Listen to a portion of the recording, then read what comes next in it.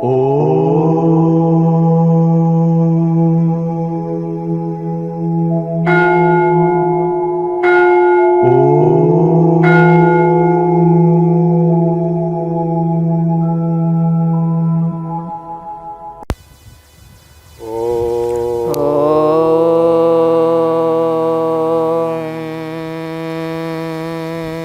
ప్రేక్షకులకి నమస్కారము.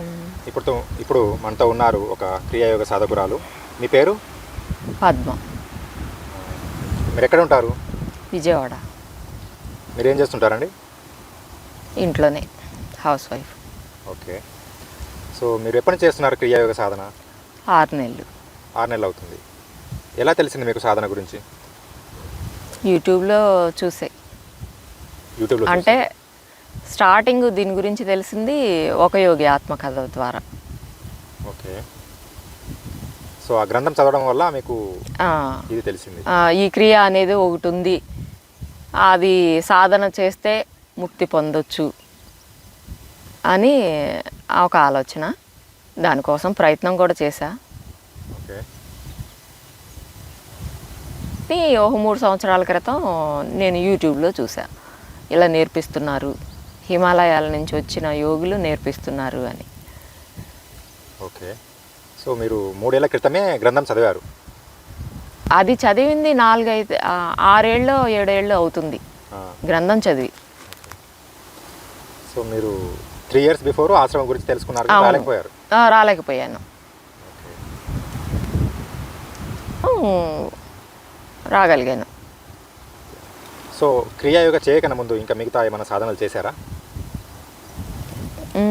సుదర్శన క్రియ, యోగా అని, ఈ గణపతి సచ్చిదానంద ఆశ్రమంలో ఈ క్రియ అని చేశాను.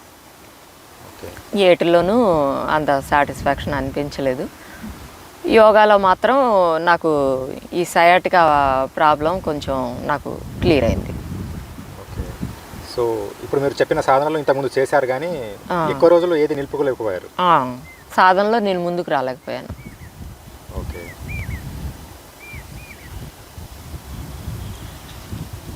అయితే ఆ సాధనలో మీకు సాటిస్ఫాక్షన్ దొరకలేదు కదా? లేదు. 6 మంత్స్ నుంచి క్రియాయోగ చేస్తున్నారు కదా, సో దానికి దీనికి ఏమైనా తేడా గమనించారు? అయితే ఇందులో నేను ధైర్యంగా ఉండేదాన్ని కాదు. ఒంటరిగా వెళ్ళాలంటే భయం. అలాంటిది నేను ఇక్కడికి ధైర్యంగా రాగలుగుతున్నా ఒంటరిగా. ఓకే. సో మీకు ఇట్లా భయపడడం అనేది ఇంతకుముందు ఉండింది చాలా రోజులు? ఉంది. కాస్త ధైర్యంగా కొత్త వాళ్ళతో మాట్లాడడం కానీ అది చేయగలుగుతున్నా. సో 6 నెలల నుంచి సాధన చేయడం వల్ల మీలో ఒక కాన్ఫిడెంట్ పెరిగింది, భయం అనేది తగ్గింది? అవును, తగ్గింది. సో ఈ సాధన కన్నా ముందు కూడా మీరు మిగతా సాధనలు చేశాను అని చెప్పారు కదా, అప్పుడు మీకు ఈ ప్రాబ్లం సాల్వ్ అవ్వలేదా? లేదు లేదు, ఆ భయం అనేది నన్నేం వదలలేదు. సో ఆ సాధనలు చేసినప్పటికీ మీరు ఈ ప్రాబ్లం నుంచి బయటపడలేకపోయారు? పడలేదు. సో ఇప్పుడు ధైర్యంగా ఉండగలుగుతున్నారు? ఇప్పుడు కాస్త పర్లేదు. ఓకే. సో ఇంకా సాధన ప్రారంభించి కాబట్టి ఇప్పుడు కొద్దిగా బెటరు. ఓకే. ఇంకా సాధన నేను బాగా చేసుకుంటే అది కూడా పూర్తిగా నేను నా నుండి వదిలిపోతుంది. ఓకే. అయితే మీరు సాధన ఇప్పుడు 2 పూటలు చేస్తున్నారా? చేస్తున్నా. మీరు పొద్దున్న ఎన్ని గంటలకు లేస్తారు? 3-4 మధ్యలో. 3-4 మధ్యలో లేస్తారా? ఆ తర్వాత సాధన ప్రారంభిస్తారు? ఇంకా ఒక ½ అన్ అవర్ సమయం తీసుకొని స్టార్ట్ చేస్తాం. ఓకే. ఎంతసేపు చేస్తారు సాధన పొద్దున? గంటన్నర చేస్తున్నారా? గంటన్నర క్రియకి ఉంటుంది. ఓకే. సో మీకు ఈ అలవాటు ఎప్పటి నుంచి వచ్చింది? అంటే మీరు 3 o'clock లేస్తానని చెప్తున్నారు కదా బ్రహ్మ ముహూర్తంలో. సో మీకు ఆ అలవాటు ఎలా అలవాటు చేసుకున్నారు? దీన్ని అలవాటు చేసుకున్నది నాకు కార్తీక మాసం ద్వారా అలవాటైంది. ఓకే. లేవడం అంటే ఆ ఒక్క నెల మాత్రము ఒక్క నెల లేసేదాన్ని, అది నచ్చింది. దాన్ని మిగిలిన సమయాల్లో కూడా అలవాటు చేసుకుంటే బాగుంటుంది అని తర్వాత నెలలు కూడా కొంచెం కొంచెంగా మార్చుకుంటూ వచ్చాను. ఓకే. సో సో ఎర్లీగానే లేస్తున్నాం. ఎన్ని సంవత్సరాల నుంచి ఈ అలవాటు ఉంది మీకు 3 o'clock లేవడం అనేది? అది ఓ 25 ఏళ్ల పైనగా నాకు అది అలవాటైంది. అవునా? ఓకే.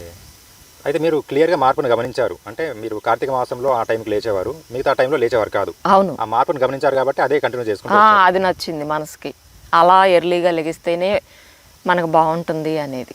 మీరు ఏం తేడా గమనించారు? మీరు కార్తీక మాసంలో ఆ టైంలో లేచేవారు, మిగతా టైంలో లేదు కదా, మీరు అప్పుడు గమనించిన మార్పులు ఏంటి? తొందరగా లేయడం వల్ల? తొందరగా లేవడం వల్ల నా దినచర్యలో నేను చేసుకోవాల్సిన పనులన్నీ చకచకా చేసుకోగలిగేదాన్ని, ఎర్లీగా చేసుకునేదాన్ని. లేటుగా లేచి చేసేదానికి ఆ సమయంలో లేచి చేసేదానికి నాకు చాలా తేడా ఉండేది. ఓకే. సో ఇప్పుడు మీకు తొందరగా లేవడం అనేది క్రియాయోగి చాలా హెల్ప్ చేస్తుంది. ఇప్పుడు 6 నెలల నుంచి సాధన చేస్తున్నారు కదా, సో మీరు బ్రహ్మ ముహూర్తం లేచి చేసుకోగలుగుతున్నారు. అవును. ఓకే. అయితే మార్నింగ్ టైంలో 1 గంటన్నర చేస్తారు సాధన. అవును. మళ్ళీ మీరు మధ్యాహ్నం టైంలో అట్లా చేస్తూ ఉంటారు? 12:30కి ఒకసారి 1 అరగంట, మళ్ళీ 3:30కి 1 అరగంట, మళ్ళీ ఇక సాయంత్రం 7:30. 7:30 నుంచి 8 లేదంట 7 నుంచి 8. 7 నుంచి 8, ఒక్కోసారి గంట, ఒక్కోసారి అరగంట. ఓకే. సో ఇంచుమించు మీరు రోజుకి 4 సార్లు సాధన చేస్తున్నారు, కొద్దిగా అయినా సరే? 4 సార్లు చేస్తున్నా. అంటే మార్నింగ్ టైంలో పూర్తి 6 క్రియలతో సాధన చేస్తారు? పూర్తిగా చేస్తాను. తర్వాత 3 సార్లు మాత్రం ప్రాణాయామం, ధ్యానం చేస్తాను. ఓకే. సో అయితే మీరు మార్నింగ్ టైంలో అయితే బ్రహ్మ ముహూర్తంలో లేచి చేస్తున్నారు కదా, మీరు ఈ సమయంలో చేసే సాధనకి మధ్యాహ్నం టైంలో అంటే 12:30కి మళ్ళీ 3:30కి చేస్తానని చెప్తున్నారు కదా, దానికి దీనికి తేడా ఏమైనా ఉందా? అంటే బ్రహ్మ ముహూర్తంలో సాధన చేసేదానికి మిగతా టైంలో చేసేదానికి చాలా తేడా ఉంటుంది. నాకు చాలా తేడా ఉంటుంది. ఉదయం పూట చేసేది చాలా కరెక్ట్గా వస్తుంది, మిగిలిన సమయాల్లో చేసేది కొంచెం అటు ఇటుగా వస్తుంది. మళ్ళీ సాయంత్రం 7-7:30కి చేస్తాను కదా, అది కాస్త పర్లేదు, బాగానే వస్తుంది. ఓకే. సో మీరు 4 పూటలు చేస్తున్నారు కానీ బాగా ఎఫెక్టివ్గా అనిపించేది ఉదయమే నచ్చుద్ది నాకు. మిగిలినవి ఒక విధంగా చెప్పాలి అని అంటే, నేను సాధన చెయ్యాలి, దీన్ని పెంచుకోవాలి అనే కోరిక కొద్దీ బలవంతాన చేయించడం లాంటిది. దీన్ని నేర్చుకోవాలి, ఇంకా నేను త్వరగా ముందుకు వెళ్ళాలి అనే ఆశ కొద్దీ నేను చేయడమే అది. కానీ బ్రహ్మ ముహూర్తంలో వచ్చే ఫలితం మాత్రం మిగతా టైంలో మీరు పొందలేకపోతున్నా. సో మీరు కొద్దిగా చేసినా సరే రోజుకి 4 పూటలు చేయడం అనేది ఇంచుమించు అందరికీ సాధ్యమయ్యే పని కాదు, కష్టంగా ఉంటుంది. సార్ మీకు అది కష్టంగా అనిపించలేదు అన్నిసార్లు కూర్చోవడం అంటే? లేదు, చెయ్యాలి ఇది అంతే, అంతవరకే ఆలోచించి చేసేస్తాను. హౌస్ వైఫ్ అని చెప్పారు కదా, ఇంట్లో ఏవో పనులు ఉంటూనే ఉంటాయి ఇప్పుడు మీకు? ఉంటాయి. ఆ సమయానికి అది ముగించి ఆ అరగంట కంపల్సరీ నా కోసం నేను తీసుకునే సమయం అది. ఓకే. అంటే 6 నెలల నుంచి కూడా మీరు ఇలా 4 పూటలు చేస్తున్నారా? అంటే ఒక 2 నెలలు ఉదయం సాయంత్రమే చేశా, తర్వాతే మార్చుకున్నా. ఇంచుమించు 4 నెలల నుంచి మీరు 4 పూటలు చేస్తున్నారు సాధన? ఎందుకు అనిపించింది నేను ఇంకా సాధన పెంచుకోవాలి, 4 పూటలు చేయాలని ఎందుకు అనిపించింది మీకు? నేను ఈ సాధనలో త్వరగా ముందుకెళ్ళాలి అని అనిపించింది. నా వయసు 57. ఓకే. నేను ఎన్నో ప్రయత్నాలు చేశాను కానీ నేను ఇంత ముందుకు రాలేదు. నేను నన్ను ముందుకు తీసుకెళ్ళేది, ముక్తిపరంగా నన్ను ముందుకు తీసుకెళ్ళేది ఏ సాధన నాకు సాటిస్ఫాక్షన్ ఇవ్వలేదు. ఇది ఇస్తుంది. నేను దాన్ని త్వరగా రీచ్ అవ్వాలి అని అంటే నేను ఎక్కువ సాధన చేయాలి, నా శరీరం త్వరగా నాకు అనుకూలంగా మారాలి. మారాలి అని అంటే దాంతో ఎక్కువ సాధన చేయాలి కదా నేను, అందుకని ప్రయత్నిస్తున్నా. అంటే క్రియాయోగ కన్నా ముందు మిగతా సాధన చేసినప్పటికీ ముక్తి మార్గం అనేది మీకు ఎక్కడ అనుభవించలేదు? నాకు ఎక్కడా దొరకలేదు. ఇది మాత్రమే నాకు ఆ మార్గానికి దారి చూపించింది. సో మీరు 6 మంత్ బిఫోర్ సాధన ప్రారంభించి ఒక 2 మంత్స్ టూ టైమ్స్ చేశారు. కాన్ఫిడెంట్ వచ్చేసరికి ఫుల్ ఫ్లెడ్జ్గా 4 టైమ్స్ చేస్తున్నారు. 4 సార్లు చేస్తున్నాం. ఓకే. సో ఇప్పుడు చాలామంది దీక్ష తీసుకున్న వాళ్ళు కూడా లేడీస్ ఉంటారు కదా, అమ్మ వాళ్ళు ఉంటారు కదా, సో సమయం చిక్కదు అని చెప్తూ ఉంటారు. ఇంట్లో చాలా పనులు ఉంటాయి, సాధన చేయడానికి సమయం చిక్కదు అని చెప్తూ ఉంటారు కదా. మరి మీకు ఎట్లా కుదురుతుంది 4 పూటలు? వాళ్ళు కూడా సమయాన్ని తీయాలి అనుకుంటే వాళ్ళు ఎట్లా తీయాలంటారు? ఇట్లా ఆధ్యాత్మికంగా ముందుకెళ్ళిన ఆవిడ నాకు ఒక చెల్లి ఉంది. ఓకే. రిలేషన్ కాదు, అయినా సరే అక్క అని పిలుస్తుంది. నేను చెల్లి కన్నా కూతురుగా కూడా భావించేదాన్ని తన్నే. తను పదే పదే చెప్పేది, ఎప్పుడైనా సరే మనకి ఇది కుదరటం లేదు అని అంటే అది వంక మాత్రమే అని. అది మన మనసుకి చెయ్యాలి అని ఉన్న బద్ధకం అనేది ఒకటి అడ్డుపడడం వల్ల దానికి నాకు ఈ సమయం ఈ రకంగా అవ్వలేదు, ఇది కుదరటం లేదు, ఇది చేయలేకపోతున్నాను, నాకు దీనివల్ల అనేది కారణాన్ని ఎతుక్కోవడాన్ని వంక చూపించుకుంటున్నాము మనం ఆ పని చేయలేక అని చెప్పేది. నాకు అది ఇప్పుడు ఖచ్చితంగా అది నిజమే, తను అప్పుడు చెప్పింది అది నిజమే అని ఈ క్రియలోకి వచ్చిన తర్వాతే అనిపిస్తుంది. ఓకే. సో మనకు సాధనలో ముందుకెళ్ళాలి అనే పట్టుదల ఉంటే మనం ఆటోమేటిక్గా టైం తీయగలుగుతాం. అసలు మనకి సమయం దొరకలేదు అనే ప్రశ్నే ఉండదు, ఎలాగైనా చిక్కించుకుంటాం. ఓకే. అది బ్లౌజ్ కుడుతూ ఉంటాను, టైము చూసుకుంటాను. టైం చూసుకొని 12:15 అయిన దగ్గర నుంచి దీన్ని క్లోజ్ చేసి 12:30కి నేను కూర్చోవాలి అని కూర్చుండిపోతా. ఆ అరగంట నా కోసం నేను తీసుకుంటున్న సమయం అది. మిగిలిందంతా కూడా కుటుంబం కోసమో ఇంకా వేరే కారణాలు అట్లాగా మిగిలిన సమయం అంతా కూడా ఈ అరగంట నేను తీసుకునేది నా కోసం నేను తీసుకుంటున్నాను, కేవలం పూర్తిగా నా కోసం నేను తీసుకుంటున్నాను. దీనికి ఖచ్చితంగా నేను తీసుకోవచ్చు, కుదిరి తీరాలి అంతే, దాన్నే పోస్ట్ పోన్ చేసుకుంటున్నా అంతే. సో ఇంచుమించు ఒక 4 నెలలు అవుతుంది మీరు 4 పూటలు సాధన చేయడానికి. మధ్యలో చాలా సమస్యలు వస్తూ ఉంటాయి కదా, చేయనివ్వకుండా సాధన అంటే 4 పూటలు చేయాలి అంటే మధ్యాహ్నం టైంలో ఏదో వర్క్ ఉంటుంది, సాయంత్రం టైంలో ఏదో వర్క్ ఉంటుంది, చాలా ఖచ్చితంగా వస్తాయి అయ్యా, ఖచ్చితంగా వస్తున్నాయి. మరి ఎలా అధిగమించారు? పూర్తిగా అరగంట నేను చేయలేని సమయంలో కుదిరినప్పుడు 10 నిమిషాలే చేసి ముగించింది ఉంది. కొన్ని అడ్డంకులు వచ్చినప్పుడు అడ్డంకులు వచ్చిన అట్లా ముగించిన సందర్భాలు ఉన్నాయి.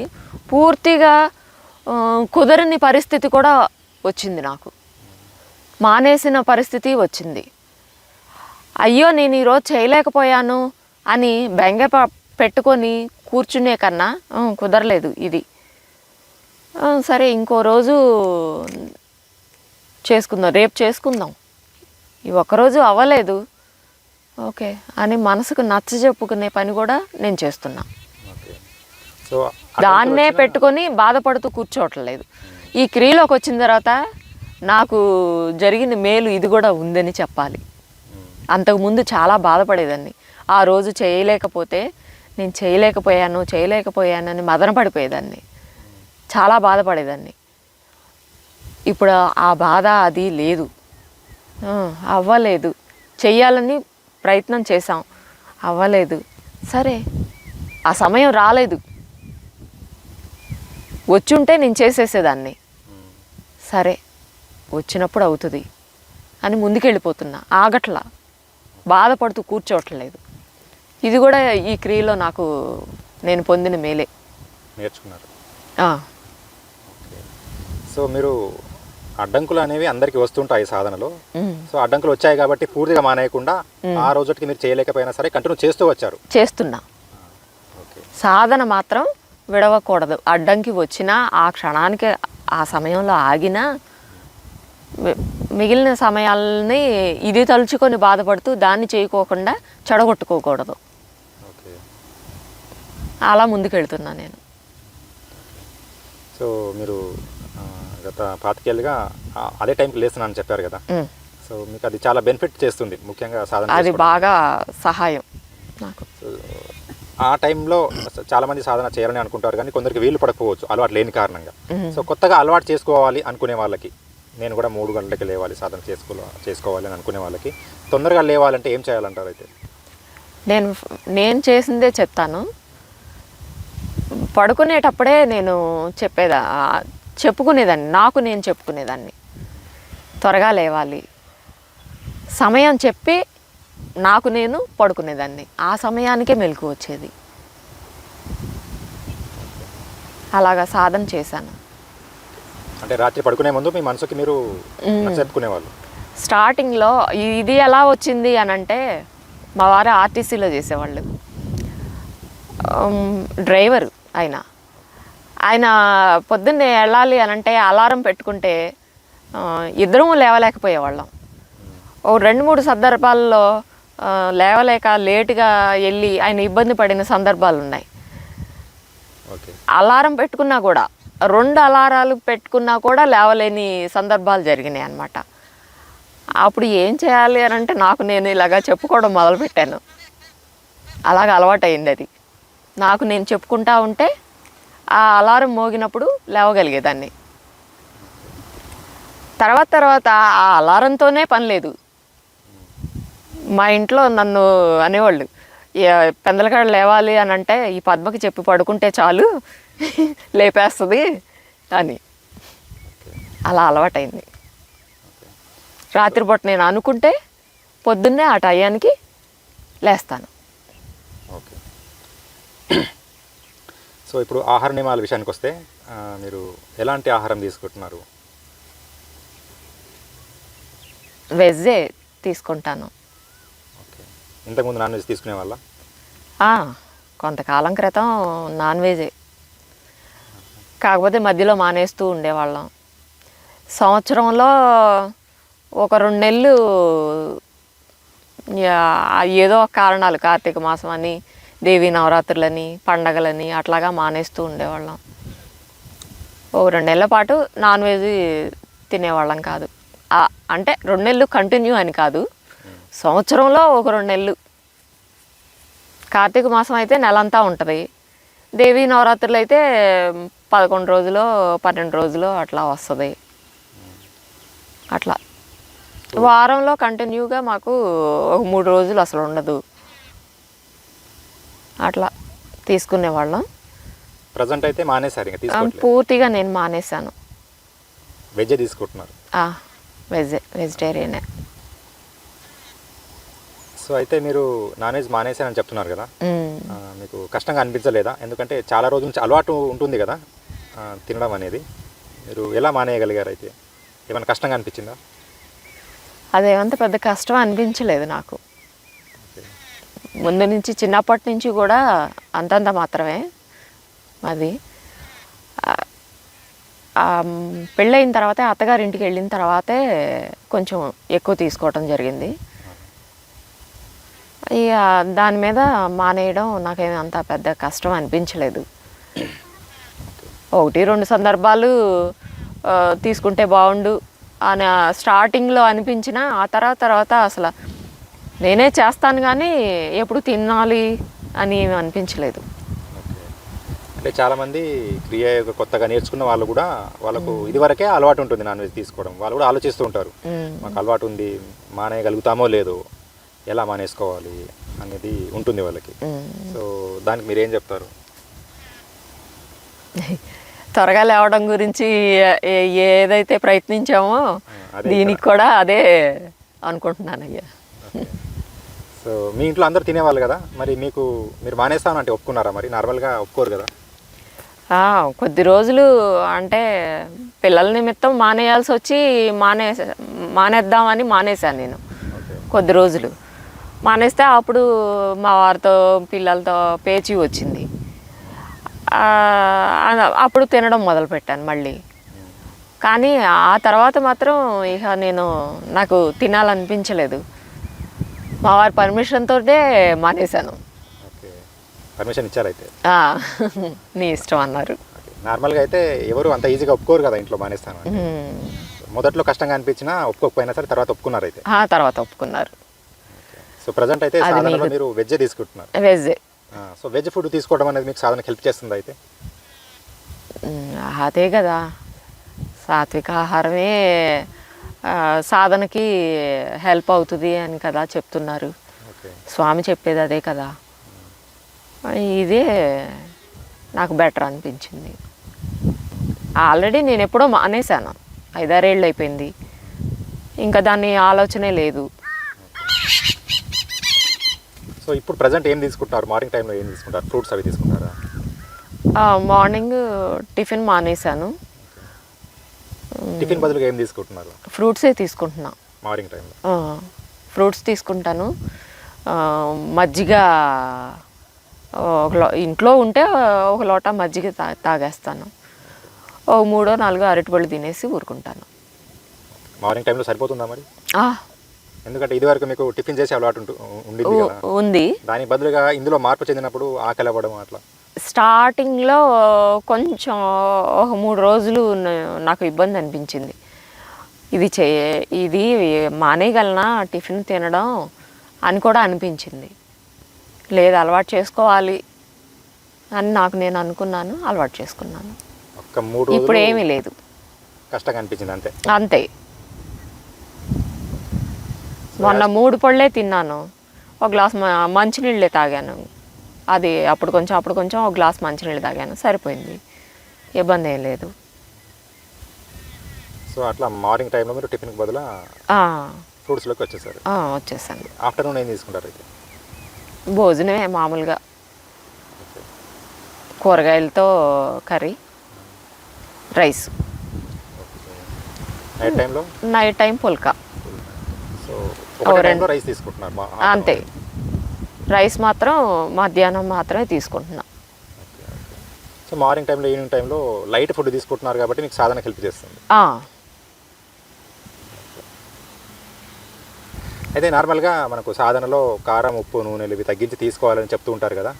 సో మరి మీకు ఇంట్లో అందరితో కలిసి తినాల్సి వస్తుంది కదా. సో మీరు ఎలా చేశారు అయితే? మేము ఇంట్లో ఉండేది అమ్మ, నాన్న, నేను, ముగ్గురం. వాళ్ళిద్దరికి ఉల్లిపాయ, ఆయిల్ కాస్త ఎక్కువ కావాలి, ఉప్పు కారాలు కూడా కాస్త ఎక్కువే వాళ్ళకి నార్మల్గా అలా చేసేస్తాను. అదే కూరగాయల్లో కొద్దిగా పక్కకు పెట్టుకొని నేను ఉల్లిపాయ లేకోకుండా కొంచెం ఆయిల్ తక్కువతో నేను చేసుకుంటా. నేను సపరేట్గా చేసుకుంటాను, వాళ్ళకి సపరేట్గా చేస్తాను. ఆహారాన్ని వాళ్ళు పాటిస్తున్నారు అయితే. సో ఇట్లా చేసుకోవడానికి ఒప్పుకున్నారా మరి ఇంట్లో? ఏంటి ఇలా కొత్తగా అని అడిగారా? అమ్మ అడిగింది.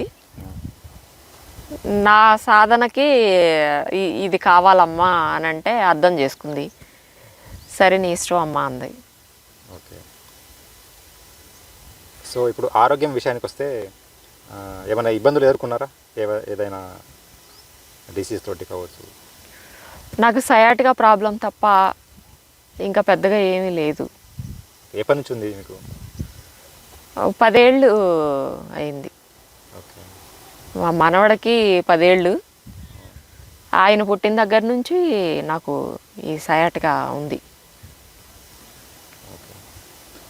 సో మీరు దానికి ఏమైనా ట్రీట్మెంట్ చేసుకున్నారా? టాబ్లెట్స్ అవి వాడుతున్నారా? హోమియోపతిలో ఒక 2 ఏళ్ళు మెడిసిన్ తీసుకొని వదిలేశాను. ఇక యోగాలోనే ఆసనాలు వేసుకుంటూ నా పని నేను చేసుకుంటున్నా. మరీ హెవీగా అనిపించినప్పుడు కొంచెం రెస్ట్ తీసుకుంటూ ఆ ఆసనాలు వేసుకుంటూ అట్లాగా రొటీన్ అవుతుంది. ఓకే. ఇంచుమించు 10 సంవత్సరాల నుంచి మీరు సయాటికాతో ఇబ్బంది పడుతున్నారు కదా. అవును. సో 6 నెలల నుంచి మీరు క్రియాయోగా చేస్తున్నారు. సో ఈ సాధన చేయడం వల్ల సయాటికాకి ఏమైనా హెల్ప్ అయిందా? అది పెద్దగా ఏమి అనిపించట్లేదు నాకు. పెయిన్ అయితే ఏది లేదు ఇప్పుడు. లేదు. ఎక్కువ కొంచెం పని ఎక్కువ, ఒత్తిడి ఎక్కువ అయిందంటే కొంచెం పెయిన్ వచ్చేది. నాకు అది ఇప్పుడు అనిపించట్లేదు, తగ్గిందని అనుకుంటున్నా. అది తగ్గిందనే అనుకుంటున్నా. కాకపోతే కాలు మొద్దుబారడం మాత్రం ఉంది. ఓకే. ఈ సాధన చేసుకునేటప్పుడు కాస్త మొద్దుబారడం అది ఎక్కువే అనిపిస్తుంది. మహాముద్ర వేసినప్పుడు మాత్రం ఆ మొద్దుబారడం తగ్గుద్ది. ఆ, మళ్ళీ నేను సిద్ధాసనంలో కూర్చున్నప్పుడు కాస్త వస్తుంది. ఓకే. ఎక్కువసేపు కూర్చుంటే నాకు ఆ మొద్దుబారటం వస్తుంది. సో మళ్ళీ మిగతా టైంలో ఆఖరిలో మహాముద్ర వేస్తాం కదా, దానివల్ల కొంత కంట్రోల్ అవుతున్నట్టు అనిపిస్తుంది. సో మహాముద్ర వల్ల మీకు అందులో రిజల్ట్ కనిపిస్తుంది. అవును, ఓకే. క్లారిటీగానే అది మార్పు తెలుస్తుంది మహాముద్ర వల్ల. మహాముద్ర వల్ల. ఓకే. సో ఈ సాధనలు కాకుండా మిగతా టైంలో కూడా మీరు తేడాన్ని గమనించారు, అంటే క్రియలోకి రాకన్నా ముందు సయాటికాకి వచ్చిన తర్వాత కొంచెం తేడా అవును గమనించారు. అవును ఉంది ఉంది. సో మీకు సయాటికాలో కొంచెం మార్పు గమనించారు. ఇది కాకుండా మానసికంగా ఏమన్నా తేడా గమనించారా క్రియాయోగ చేయడం వల్ల? నేను బాగా భయస్తురాలని, కొత్త వాళ్ళతో మాట్లాడలేను. నలుగురు ఏదన్నా గట్టిగా అరుచుకుంటున్నారంటే బిగుసుకుపోవడం అది ఉంటుంది నాకు. ఇక శాంతం మాట్లాడలేను. అది ఏమన్నా మార్పు ఉందో లేదో అది చెప్పలేను, కానీ కొంచెం ధైర్యంగా మాత్రం నా పని నేను చేసుకోగలుగుతున్నాను దీనివల్ల. సో మీరు సాధన ప్రారంభించిన 6 నెలలు అవుతుంది కదా, కొంచెం ధైర్యంగా ఉండడం అయితే గమనించారు.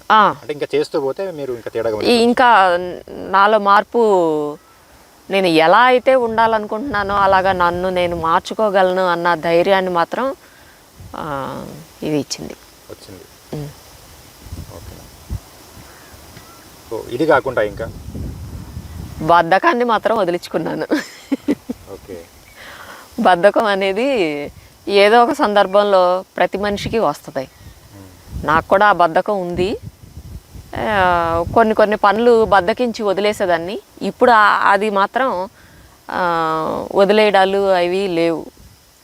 చేసేసుకుందాం, ఎప్పుడు పని అప్పుడు చేసేసుకుందాం, పేరు పెట్టుకుందాం, ఆ తర్వాత చేద్దాంలే అని వదిలేయడం అది లేదు. చేసేసుకుంటున్నాను అంతే. సో కేచరి బాగా ప్రాక్టీస్ చేస్తున్నారు అయితే? చేస్తున్నాను. పూర్ణ కేచరి అయితే రాలేదు, కొద్దిగా కొండ నాలుక వరకు నాలుక వెళ్తుంది. కొంచెం నాలుక సైజు పెరిగింది అయితే. ఇంతకుముందు వెళ్ళేది కదా? అస్సలు వెళ్ళేది కాదు, అంగిట్లోనే ఉండేది. ఇప్పుడు కొండ నాలుక వరకు వచ్చింది. కొండ నాలుక నాకు నాలుగుకి తగులుతుంది. సైజు పెరిగింది. 4 నెలల్లోనే కొండ నాలుక తగిలింది నాకు. ఓకే. ఓకే. సో ఇప్పుడు రోజంతా అర్ధ కేచరి ఉంటున్నారు అయితే? గుర్తొచ్చినప్పుడల్లా వేస్తున్నాను. రోజంతా ఉండాలని ప్రయత్నిస్తాను, కానీ ఏదో ఆలోచనలో ఉంటాం కదా, అది స్కిప్ అవుతుంది. గుర్తొచ్చినప్పుడు మాత్రం వేస్తూ ఉంటాను. మొత్తానికి అయితే ప్రయత్నం మాత్రం చేస్తున్నా. ఓకే. సో అట్లా అర్ధ కేచరి ఉన్నప్పుడు మీకు ఏదైనా తేడా గమనించారా? అంటే నార్మల్గా అర్ధ కేచరి లేనప్పుడు, అర్ధ కేచరిలో ఉన్నప్పుడు అంత. అయితే ఈ నాలుక సైజు పెరగడానికి మీరు ప్రాక్టీస్ ఎలా చేస్తున్నారా? అంటే ఓన్లీ సాధనలో ఉన్నప్పుడే చేస్తున్నారా, లేదంటే మిగతా టైంలో కూడా సాధన ప్రాక్టీస్ చేస్తారా? మిగిలిన సమయాల్లో చేయలేదు. ఉదయం చేసినప్పుడే చేయడం నాలుక ప్రాక్టీస్ అంతే. మిగిలిన సమయాల్లో ఏమీ చేయలేదు నేను, అంతవరకే చేశా.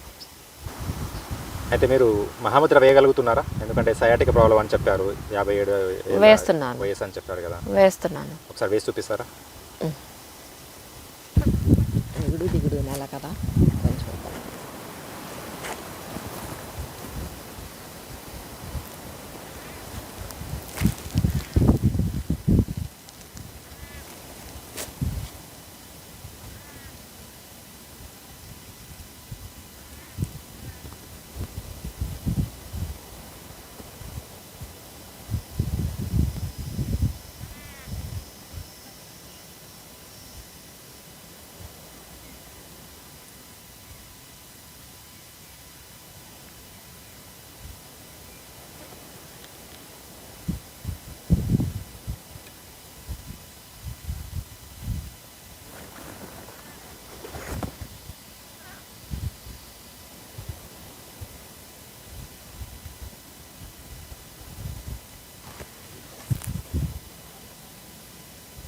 పూర్తిగా కూడా అయినా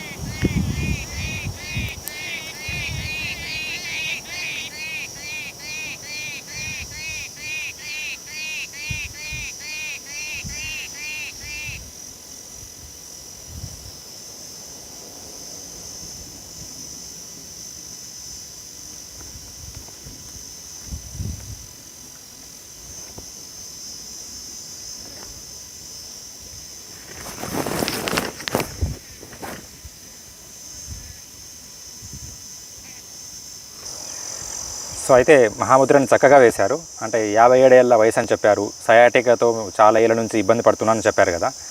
సో నార్మల్గా మహాముద్ర యువకులు వేయడానికి ఇబ్బంది పడుతూ ఉంటారు. అంత ఈజీగా మన నుదిటి భాగం అనేది మోకాలకు అందుకోదు.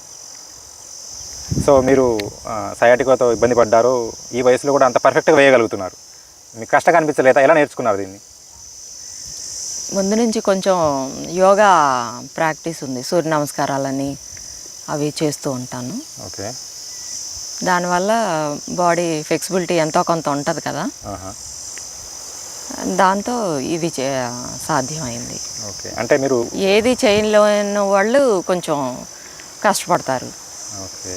అంటే 6 నెలలు అవుతుంది కదా మీరు సాధన ప్రారంభించి. మొదట్లోనే ఇలాగే వేసేవారా? అంటే లేదు లేదు లేదు, స్టార్టింగ్లో నాకు రాలేదు. చేయగలనా అని అనుకున్నా నేను. ఓకే. ఇది నాకు వస్తుందా అనుకున్నా. ఎంత టైం పట్టింది అయితే మీకు పూర్తిగా ఇలా నుదిటి భాగం మోకాలు కనుక్కోవడానికి? 3 నెలలు పట్టింది. 3 నెలలు పట్టింది. 3 నెలలు నేను సాధన చేస్తే కానీ ఇలా రాలేదు నాకు. ఓకే. మొత్తానికైతే దాన్ని మీరు 3 మంత్స్లో 3 నెలల్లో నాకు వచ్చింది. ఓకే. ఓకే. సో చివరిగా కొత్తగా నేర్చుకోవాలి క్రియాయోగా అని అనుకునే వాళ్ళకి, ప్రేక్షకులకి మీరు ఇచ్చే సందేశం ఏమిటి? ఇది నేర్చుకోవాలి అనే ఆశ ఆ వ్యక్తికి ఉంటే తప్పకుండా నేర్చుకుంటారు. అది ఆశ ఉండాలి, ఇది నేర్చుకోవాలి అనే దాని మీద ఇష్టం, నేను దీన్ని సాధించాలి అనే కోరిక బలంగా ఎంతైతే ఉంటుందో అది సాధ్యం అవుతుంది. ఓకే. అయితే మీరు దాని మీద విశ్వాసాన్ని కూడా పెంచుకోవాలి. ఇది తప్పకుండా మనకి మేలు చేసేది, మనకి మంచి జరుగుతుంది దీంట్లో అని ఆ వ్యక్తికి కలగాలి. అది కలిగిన రోజు వాళ్ళు ఎంత కష్టాన్నైనా పడతారు.